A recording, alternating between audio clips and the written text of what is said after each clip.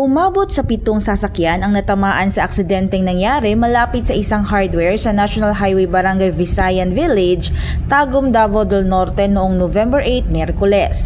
Batay sa ulat ng Tagum City Police Station, kinilala ang mga individual na sangkot sa aksidente na sina Anselmo Gonzalo, Segundo Jr. Incha, Rostico Morales Jr., Ronnie Cocharo, Edeta Muñez, Sinsuat Datupulo, Jervin Tamparong, Jet Roset, Mike Salvador at Cristal Domingiano.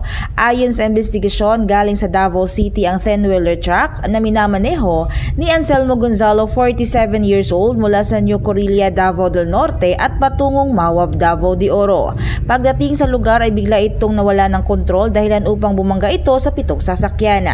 Ayon naman kay Police Lieutenant Colonel Jeffrey Latayada, Chief of Police ng Tagum City, agad na ikinulong sa presento ang driver ng truck, ngunit ang driver at ang individual na sangkot sa insidente ay nagkaroon ng amicable settlement.